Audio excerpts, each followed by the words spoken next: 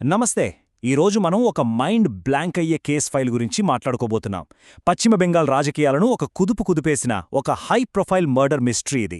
ఒక పక్కా professional contract killing, దాన్ని పట్టుకునేందుకు జరిగిన దర్యాప్తు మరియు మధ్యలో ఒక ఊహించని టెక్నాలజీ ట్విస్ట్. అసలు ఒక ప్రొఫెషనల్ క్రైమ్ ఇన్వెస్టిగేషన్ ఎలా జరుగుతుందో చెప్పడానికి ఈ కేసుకు పర్ఫెక్ట్ ఉదాహరణ అనొచ్చు. సో ఏమాత్రం లేట్ చేయకుండా ఈ విశ్లేషణలోకి డైరెక్ట్గా వెళ్ళిపోదాం. మనం ఈరోజు ముఖ్యంగా 5 విషయాలు కవర్ చేయబోతున్నాం. బాధితుడు బ్యాక్గ్రౌండ్ ఏంటి, ఆ హత్య జరిగిన తీరు, పోలీసులకు దొరికిన క్రేజీ డిజిటల్ క్లూ, అసలు కాంట్రాక్ట్ కిల్లర్స్ ఎవరు, చివరగా ఈ కేసు సిబిఐ చేతికి ఎలా వెళ్ళింది, కొత్త చట్టాలు ఎలా వాడారు అనేది దశలవారీగా చూద్దాం. రైట్. మొదటి భాగానికి వస్తే అసలా బాధితుడు ఎవరు? ఈ కేసుకు రాజకీయాలతో ఉన్న బలమైన సంబంధమేంటి? ఆయన పేరు చంద్రనాథ్ రథ్. ఈయనెవరో సాదాసీదా పొలిటికల్ లీడర్ కాదండి. ఇండియన్ ఎయిర్ ఫోర్స్లో ఏకంగా 20 ఏళ్లపాటు దేశానికి సేవ చేసిన వ్యక్తి. రిటైర్ అయ్యాక బెంగాల్ బీజేపీ ముఖ్యమంత్రి అభ్యర్థి స్థాయి ఉన్న సువేందు అధికారికి పీఏగా మారారు. అంటే కేవలం ఒక అసిస్టెంట్లా కాదు, సువేందు అధికారి కోర్ టీంలో ఆయనొక అత్యంత కీలకమైన వ్యూహకర్త, బిహైండ్ ద సీన్స్ నడిపించే బ్రెయిన్ అన్నమాట. 15,000. ఈ నంబర్ ఎందుకు చెప్తున్నానంటే దీనికో స్పెషల్ ఇంపార్టెన్స్ ఉంది. భవానీపూర్ అసెంబ్లీ నియోజకవర్గంలో స్వయంగా మమతా బెనర్జీ మీద సువేందు అధికారి పోటీ చేసినప్పుడు ఆయన క్యాంపెయిన్ని తెరవెనక ఉండి నడిపించింది ఈ చంద్రనాథ్ రథే. ఆ ఎన్నికల్లో ఏకంగా 15,000 ఓట్ల మెజారిటీతో సువేందు అధికారి గెలిచారంటే రథ్ వ్యూహాలు ఎంత పదునుగా ఉండేవో మనం అర్థం చేసుకోవచ్చు. అయితే ఈ సక్సెస్ అయిన పాలిట శాపంగా మారిందా? వాళ్ళమ్మగారేమంటున్నారంటే, భవానీపూర్ ఎన్నికల్లో ఎదురైన ఓటమిని తట్టుకోలేకే నా పొడుకుని చంపేశారు అని ఆరోపించారు. సువేందు అధికారి కూడా ఇదే మాటన్నారు. ఇది పక్కా ప్లాన్తో జరిగిన పొలిటికల్ మర్డర్ అని తేల్చి చెప్పారు.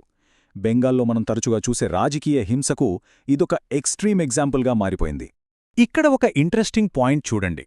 కేవలం ప్రతిపక్షాలు మాత్రమే కాదు, అధికార పార్టీకి చెందిన senior TMC MP Saugata Roy కూడా ఈ మర్డర్ని చాలా సీరియస్గా ఖండించారు. నిజాలు బయటకు రావాలని, అవసరమైతే కోర్టు పర్యవేక్షణలో సీబీఐ ఎంక్వైరీ జరగాలని ఆయనే స్వయంగా డిమాండ్ చేశారు. దీన్ని బట్టి ఆ రాష్ట్రంలో రాజకీయ హింస ఏ స్థాయిలో ఉందో, అన్ని పార్టీల్లోనూ ఎంత ఆందోళన ఉందో మనకు క్లియర్గా తెలుస్తోంది. సరే, ఇప్పుడు రెండో భాగం.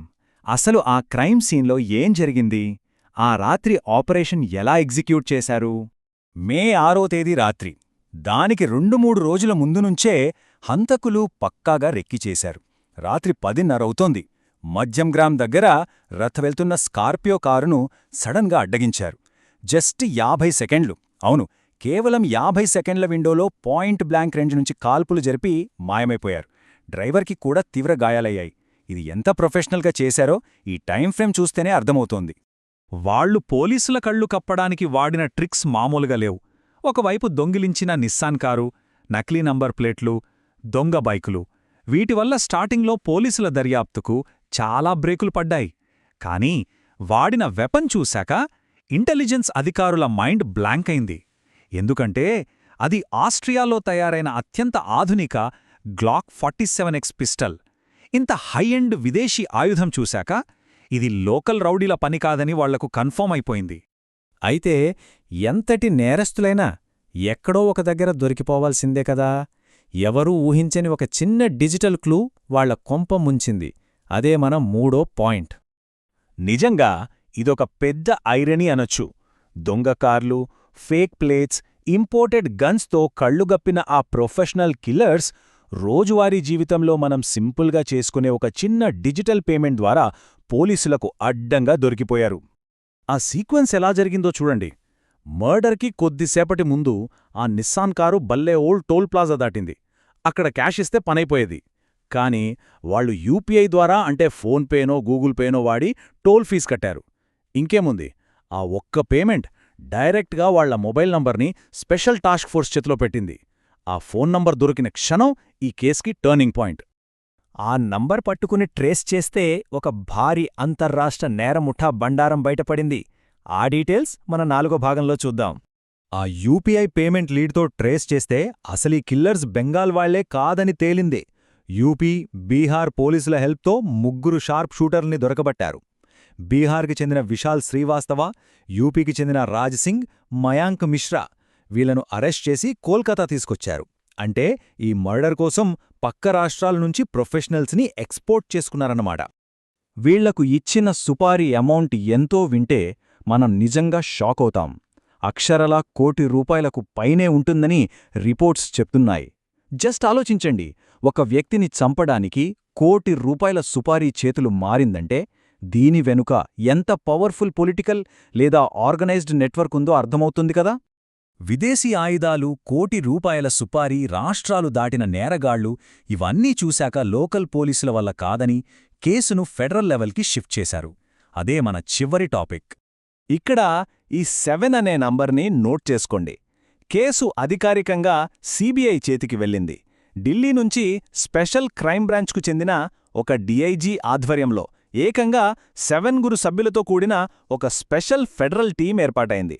అంటే ఈ కేసు ఇంటెన్సిటీ ఏ లెవెల్లో ఉందో చూసుకోండి. ఇంకో మేజర్ అప్డేట్ ఏంటంటే సిబిఐ దీన్ని ఏదో ఒక మామూలు మర్డర్ కేసులా డీల్ చేయట్లేదు. మనకు కొత్తగా వచ్చిన భారతీయ న్యాయ సంహిత 2023లోని సెక్షన్ 1111ని ఈ కేసు మీద ప్రయోగించారు. ఈ సెక్షన్ ఏంటంటే ఒక నెట్వర్క్లా ఏర్పడి డబ్బు కోసం చేసే ఇలాంటి హత్యలని ఆర్గనైజ్డ్ క్రైమ్ అంటే వ్యవస్థీకృత నేరంగా పరిగణిస్తుంది. దీనివల్ల నిందితులకు పడే శిక్షలు చాలా కఠినంగా ఉంటాయి. దర్యాప్తు సంస్థలకు ఫుల్ పవర్స్ వస్తాయి. ఫైనల్గా మనం ఆలోచించాల్సిన ఒక ముఖ్యమైన విషయం ఉంది. ఒకప్పుడు నేరస్తులు ఫిజికల్ ఎవిడెన్స్ మాయం చేసి చాలా ఈజీగా తప్పించుకునేవారు. కానీ ఇప్పుడు చూశారుగా, వాళ్ళు ఎంత పెద్ద మాస్టర్ ప్లాన్ వేసినా ఒక సింపుల్ యూపీఐ పేమెంట్ లాంటి డిజిటల్ ఫుట్ ప్రింట్ వాళ్ళని పట్టించేసింది. దీనికి తోడు మన కొత్త చట్టాలు ఆర్గనైజ్డ్ క్రైమ్ని టార్గెట్ చేస్తున్నాయి. మరి ఈ డిజిటల్ టెక్నాలజీ, ఈ కొత్త చట్టాలు కలగలిపి భవిష్యత్తులో ఈ తరహా రాజకీయ హింసకు చెక్ పెడతాయా? నేరస్తుల ప్లాన్స్ని తిప్పికొడతాయా? ఇది ఖచ్చితంగా ఆలోచించాల్సిన విషయమే. ఈ కేస్ ఫైల్ అప్డేట్స్ గురించి మనం రాబోయే రోజుల్లో ఖచ్చితంగా మాట్లాడుకుందాం. మరొక ఇంట్రెస్టింగ్ విశ్లేషణలో మళ్ళీ కలుద్దాం. Take care.